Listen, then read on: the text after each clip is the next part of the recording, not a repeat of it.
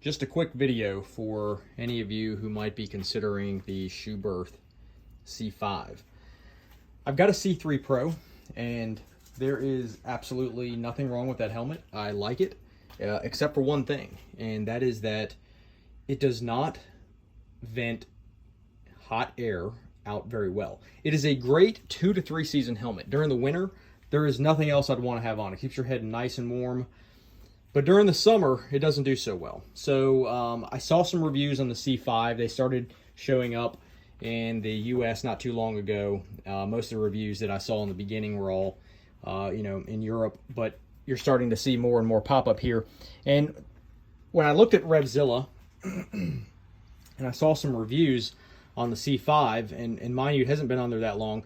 The first review I saw, which kind of put me in the direction of this, was better airflow than my C3pro. And when I saw that, I said, well, I need to try this helmet, because in southeastern Virginia, it is very hot during the summer. For example, for the past couple weeks, it's been a heat index over 100, as much as 110 that entire period of time, during the peak of the heat. And the Schuberth C3 is not cutting it with its one vent here and one vent here. This vent here, I don't know what it does. The only time I feel that vent does anything is when it's like below 40 degrees and you kind of feel this cutting air, this cutting cold air hitting your face. So I don't really know what that does, because it's definitely not felt. I think one of the other problems too is, like, the bike I'm riding has a lot of wind protection. It does a great job of keeping wind off of you, which is not always a good thing when it's 90 plus out. Okay, so again, this is not a dig at the C3pro. This is a fantastic helmet. It's extremely comfortable. So what's better about the C5, and what kind of pointed me in this direction? Well, the airflow is the first thing. You've got a vent up top. You've got a vent at the very bottom. And then you have another vent here that's very similar to what's on the C3 and the C4. But what's cool is at the back, I may have mentioned it, there's venting. On the C3pro, no venting. So it kind of makes you wonder, like, where does the hot air go? Except for, I guess, down. If it's coming out of the helmet, I don't know how efficiently it is. And at least wearing it gets stuffy. And maybe the black helmet doesn't help. And I went with like summer helmet ideals when I got the C5 here, and went with the white. And I can tell you the difference in airflow on the inside is felt pretty much immediately. So there is that. As far as features, flip down visors are pretty similar. I don't really notice a whole lot of difference. Schuberth, I think, does a good job with how far it comes down versus like my Schuey J Cruise. And if you've seen my video on that, you know that I'm not a big fan of that helmet. But this one, it's very similar in those respects. And what's cool about the C5 is you see this little locking lever on the side. So if you read the manual for the C3, it says to never ride it with the chin piece, that's this area right here, with the modular flipped up.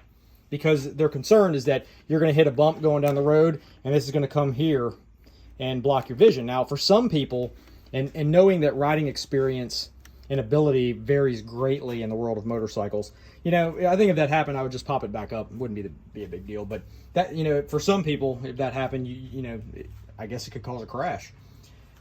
On the C5, you can actually lock the chin piece up, so that way it cannot come down.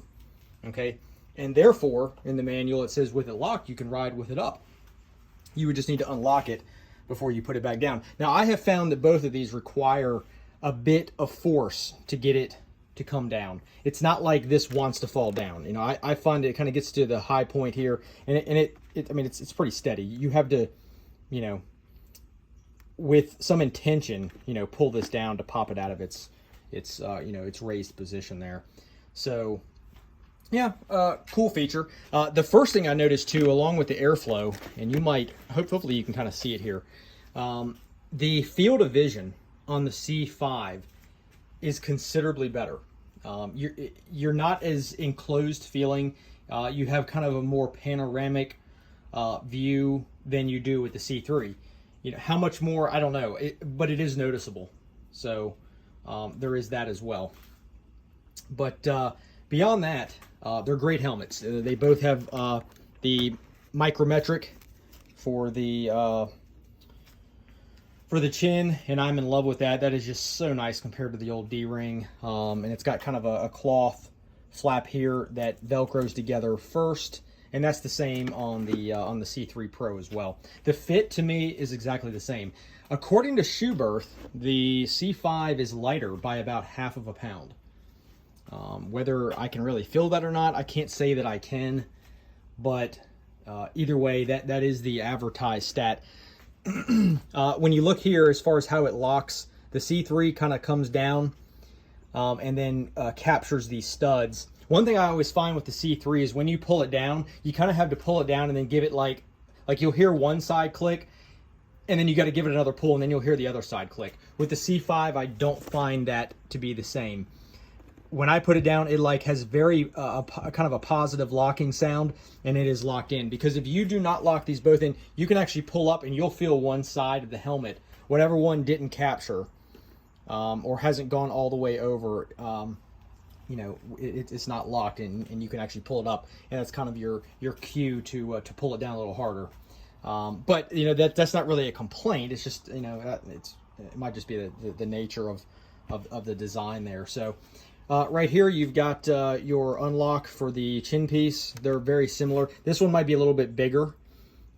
This one here, and it has a bigger lip on the bottom. Hopefully you can see that here. So when I put my thumb on this, you kind of have to, you have to kind of find it with your finger and push up. I find that the force to do both is very similar. The C5, possibly because it's new, is a little bit harder. So basically, what it looks like is some of the features of the C4 are on the C5 here, with the addition of the vent here, and that just dumps straight into the helmet. Like you can actually see. You know, it's kind of hard on here to see, but I mean you can see light on the other side, and there's kind of like a filter that they have there. But anyways, like I said, they're both as comfortable. You know, I just love Schuberth products. These helmets.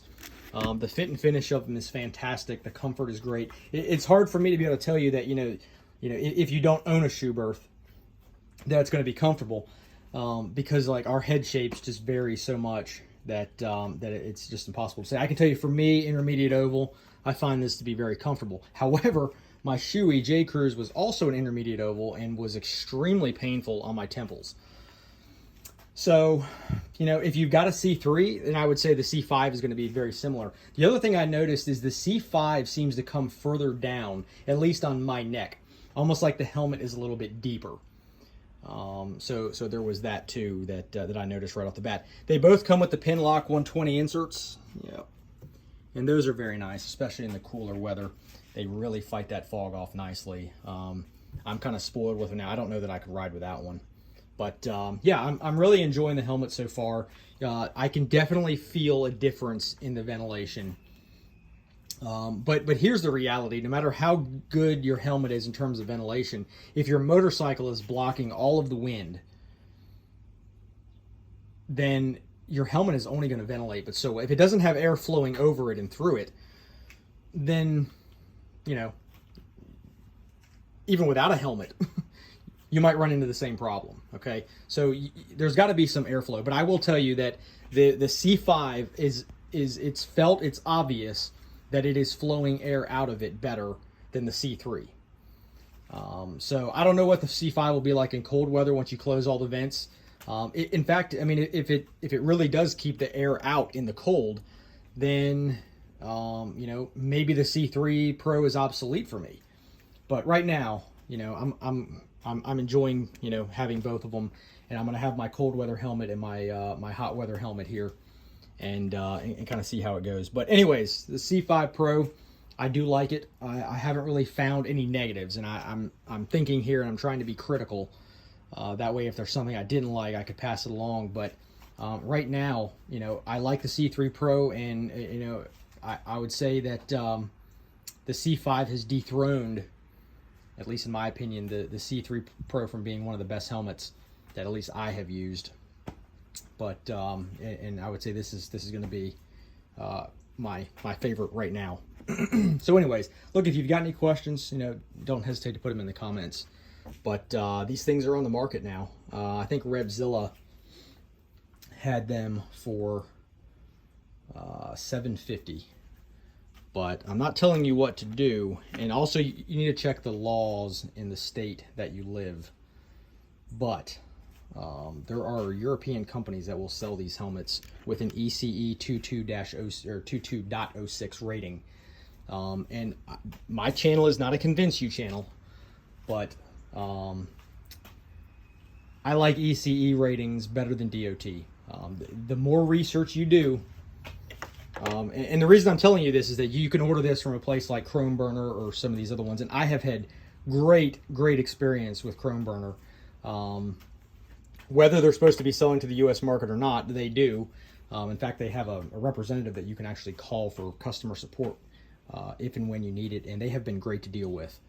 But the ECE rating is all across Europe, Canada, and I like the ECE rating better. Now, you could do a whole video on this, but anyways, if you're looking for these helmets, there are some other options where you can save some money, rather than getting that DOT sticker. In the state that I live in, it is not illegal to do this. This is 100% legal to do this.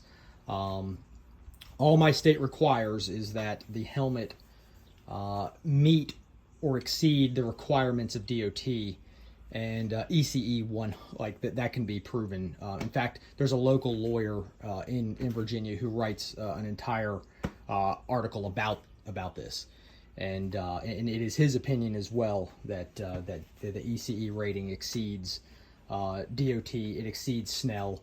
DOT is a is a rating that is verified by the company on their own.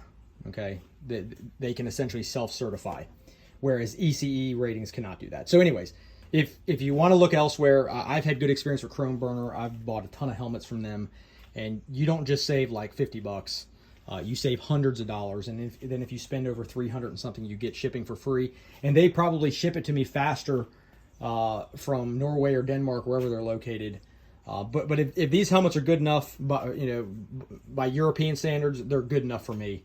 So anyways, I don't have any problem with it. But anyways, that's just a little side piece on how to save on some of these helmets when they're in stock over there. But so, any questions? Don't hesitate. Thanks.